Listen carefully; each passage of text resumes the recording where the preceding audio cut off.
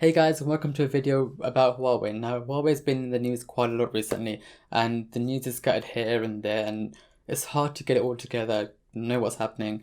And so this video is meant to tell you a little bit about Huawei, what their business is, their origins, a little bit about the ban, what happened before the ban, how this implements or how this affects current Huawei devices, future Huawei devices, and what the plans for Huawei in the future are.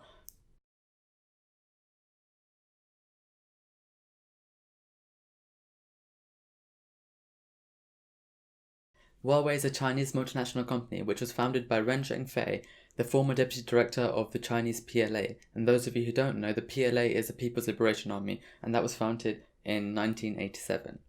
The company at the time used to reverse engineer technologies to build a domestic Chinese telecommunications network that would compete with foreign technologies.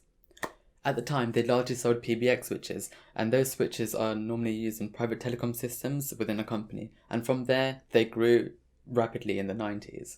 In 1994, they built the first national telecommunications network for the PLA. And also in the 90s, a Canadian telecom company called Nortel outsourced their production to Huawei also. In the late 90s, Huawei began their global expansion, including opening an R&D center in India. And since then, Huawei has been contracted globally to build network infrastructure, including leading the charge for 5G technologies. Huawei themselves say that they are 2 to 3 years ahead of the competition, and that competition includes Ericsson and Nokia. Now, it wasn't until 2004 that Huawei released their first phone, and that was the C300, and it wasn't until 2009 that Huawei released their first Android phone, which was the U8 Now, in 2015, Huawei partnered with Google to manufacture the hardware for the Nexus 6P.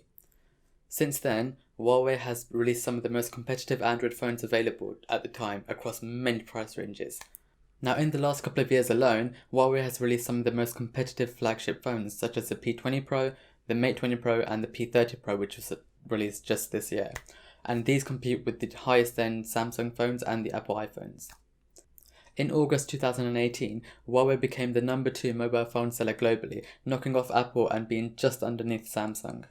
In fact, in terms of mobile phone shipments alone, Huawei saw a 50% year-over-year increase, whilst Samsung saw a decrease of 8% and Apple saw a decrease of 30%. So no matter how you put it, there's no denying that Huawei have forced the competition to up its game, especially within the camera department due to the P30 Pro's excellent camera.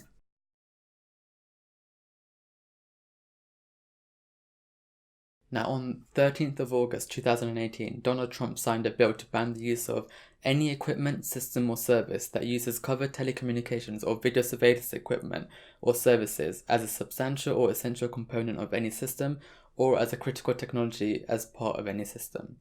Now, that bit which says covered telecommunications or video surveillance equipment or services, that includes Chinese companies such as Huawei and ZTE. Now, what that everything means in a nutshell is that the US government and associated authorities are not allowed to use anything that is made by or even has essential components which are made by these companies. On the 29th of January 2019, the US Department of Justice charged Huawei with 23 indictments alleging theft of trade secrets and conspiracy to steal IP for a competitive edge. On the 6th of March 2019, Huawei filed a lawsuit against the US government, arguing that its clause against Huawei was unconstitutional because it targets Huawei singularly, and they've been unfairly and incorrectly banned as a security threat without a chance for rebuttal or due process. This forces the US government to make any statements and evidence regarding Huawei that they feel was a security threat public, but it also puts Huawei directly into the public's eye.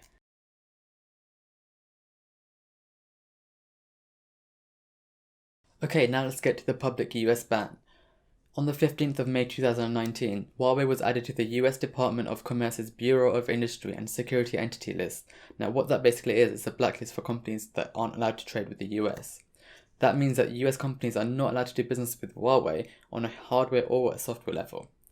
On the 20th of May 2019, the US Commerce Department gave Huawei a 90-day pause on the ban, which ends on the 19th of August 2019.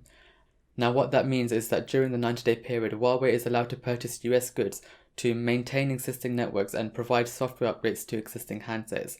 However, the company is still prohibited from buying American parts and components to manufacture new products without license approvals, and those license approvals will not happen in this 90-day period. On the 21st of May 2019, in response to the ban, Huawei's founder Ren Zhengfei said the company is able to continue growing products and services, and the US sanctions will not hurt our core business. In such a critical moment, I'm grateful to the US companies as they've contributed a lot to Huawei's development and showed their conscientiousness on the matter. As far as I know, US companies have been making efforts to persuade the US government to let them cooperate with Huawei. On the 27th of May 2019, Huawei's founder said that if China ever imposed a ban on American companies, he said, that will not happen, first of all. And second of all, if it happens, I'll be the first to protest. Apple is my teacher, it's in the lead. As a student, why would I go against my teacher? Never. On the 29th of May 2019, Huawei filed a new legal motion against the US declaring that its public ban was unconstitutional. They said that without any opportunity to defend itself, it had been branded disloyal through an act of legislation and had no chance to defend its honour.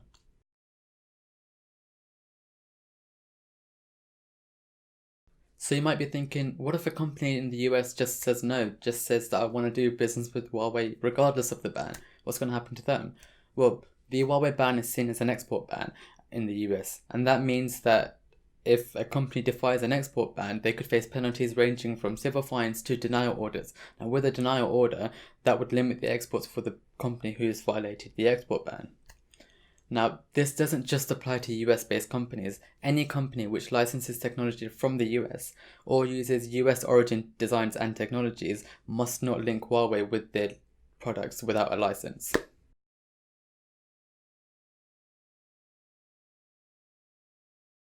Now, what are the implications for Huawei in this? Well, the biggest thing that made the headlines was that Google has stopped doing business with Huawei. What that means is it wasn't just Google who had to stop doing business, it was many US-based companies, including Intel, Qualcomm, Broadcom, and many others. Now, these companies are crucial to Huawei, as some of these companies provide essential services and components, including chipsets, display technologies, network modems, RAM, storage, many other things. Now, the Google news hit the hardest because Huawei's biggest consumer-facing product is Android mobile phones, and they're produced by Google. Now, Google has confirmed that all existing Huawei phones will continue to receive Google services, including the Google Play Store, YouTube, Chrome, Gmail, and many others, and they will continue to receive security updates also. However, Google will not be able to provide licenses to any new versions of the operating system, so that means your phone won't get Android Q or any further releases.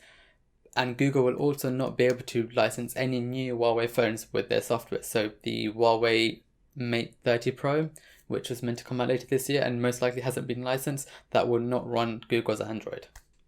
Now, on the 7th of June 2019, Facebook also announced that any of its apps, including WhatsApp, including Instagram, will not come pre-installed on any Huawei phone, but that doesn't mean that Huawei users can't use these functionality. They can use the web browser, they can download it off the Play Store, but they won't come pre-installed by default.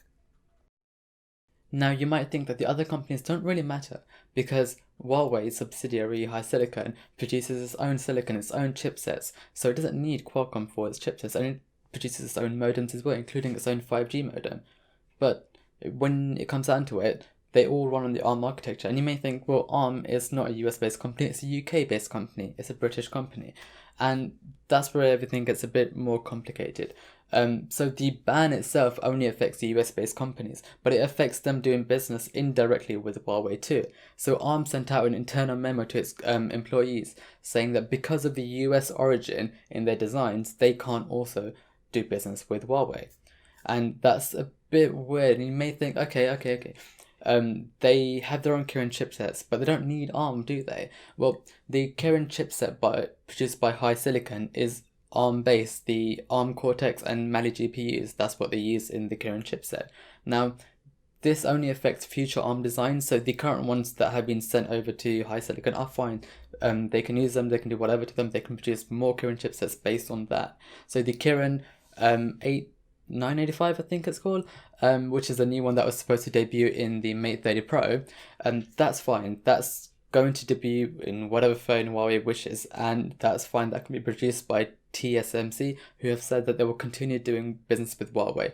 Now, if you don't know, TSMC are a manufacturing company, and they produce silicon for many companies, including Apple and AMD and a few others which I can't remember off the top of my head. So the Kirin 985 is unaffected by all of this, and any other chipsets that HiSilicon produces with the same ARM designs. But any future ones, if they want to release one based on a future ARM design that comes out, say, next year, they can't do that. They'd have to improve the silicon in their own way. They'd have to design their own technologies for that. Now, you may think regarding the software, well, Android is open source, right? So can't Huawei just use that? Well, if you think about it, in China, Huawei don't use Google services because Google services are banned in China by the Chinese government. So they have a different version of Android there. And in a sense, you can think of that as an AOSP version of it.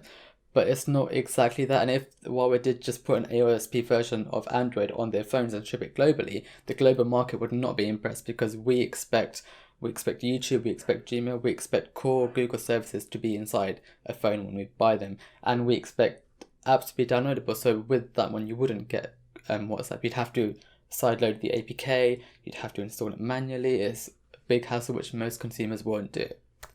Now, another topic that we haven't touched on yet is laptops. Huawei does produce quite really nice laptops, but they were due to refresh the line this year. But the consumer CEO at Huawei, Richard Yu, told CNBC that the next iteration of the MateBook lineup has been put on hold due to the current situation, and the length of the trade ban would determine its fate. That means that if Huawei remains on the entity list for a long time, the product will be cancelled. That means we will never see the new MateBook of 2019, which is a massive shame. Now, Microsoft is one of the few companies that hasn't actually commented regarding the ban at all. They haven't made any statements publicly, they haven't referred to Huawei in any way. Now, we don't know what Microsoft's stance on this is, and most likely they have to stop doing business with Huawei also, unless somehow they've found a loophole. But it's safe to assume that Huawei won't be buying any licenses for Windows anytime soon. That means that any of its laptops can't come with new Windows licenses, and they'd have to be shipped either with Linux or something else, or just completely without an operating system. Now, another major part of Huawei's business is 5G infrastructure.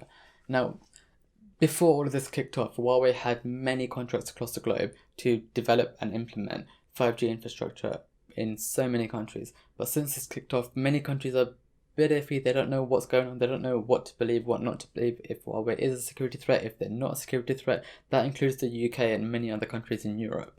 So sources have indicated that Huawei will still be used in non-core components of the UK's 5G infrastructure. However, there are no official reports saying what will happen, so the future developments for Huawei in the UK at least are undecided. However, on the 6th of June this year, the largest operator in Russia has signed a deal with Huawei to build their 5G network, which is a big thing for Huawei because it means that at least Russia are siding with Huawei on this. They do not believe that they're a big enough security threat to not let them develop and implement their 5G infrastructure in Russia.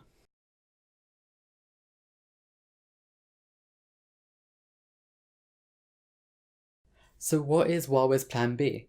Well, Huawei in theory is allowed to use the core of Android, the AOSP Android open source project.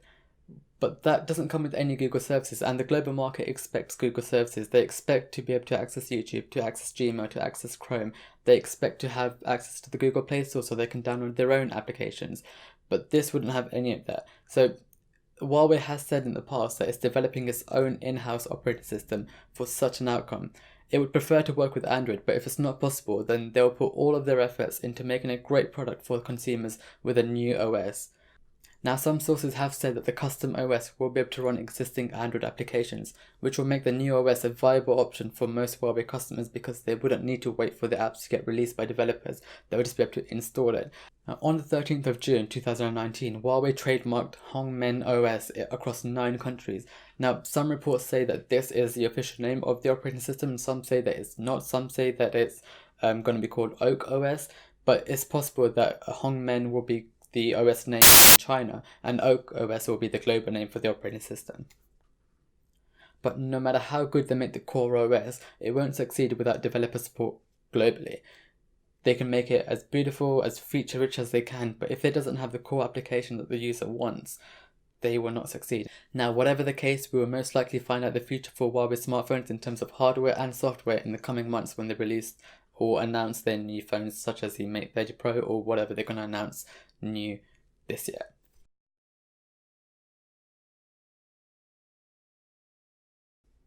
So what's happening with Huawei now? What's happening in the near future? What's happening because of the trade war and because of the US ban? Well, the Huawei Mate 30 and the Mate 30 Pro are still scheduled to be unveiled later this year, most likely debuting with the Huawei's new custom OS on board, sort of like a poster boy for that OS, showing what it can do, what their brand new features are, why people should choose their OS over the Android competition. Now, Huawei have delayed their Mate X phone, which is their folding phone to compete with the Samsung Galaxy Fold.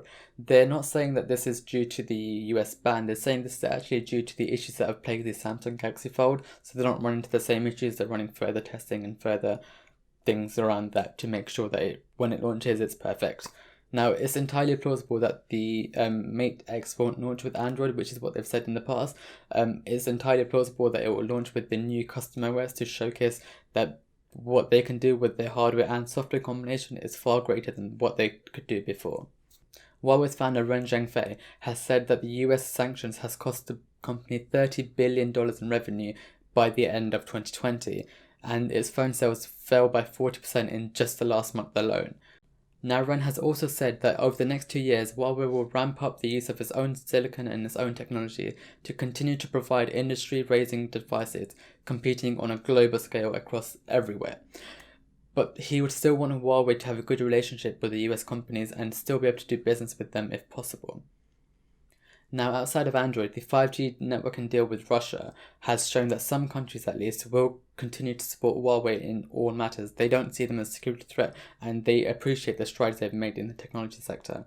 It will take Huawei at least a few years to recoup its losses in market share and consumer views, but for flagship devices, this may not be an issue, because if Huawei are able to deliver the first ever reliable folding phone, which the Samsung Galaxy Fold has as of yet failed to do, then even with a new OS, even with a tiny bit smaller app store, if the main apps can still run, people I don't think will mind that much as long as they have the first folding phone in a good use case which doesn't break every 2 minutes. Now, if the trade war and the US ban does escalate, that would permanently damage Huawei on a global scale. But in a couple of years, if Huawei has their own OS and ecosystem building with their own hardware, just putting it out there, competing with everybody, then it could actually rival Android and iOS on a global scale and give them competition and give them a reason to make their operating systems even better. So competition is good in every way. Thank you guys for watching. I hope this made sense. I hope this gives you a little more information on the Huawei ban, what's happening with your devices or your friends' devices or somebody else's devices, and how this affects you. If you have any ideas for future videos that you want me to talk about or any topics regarding tech, then let me know in the comments below. And yeah, bye.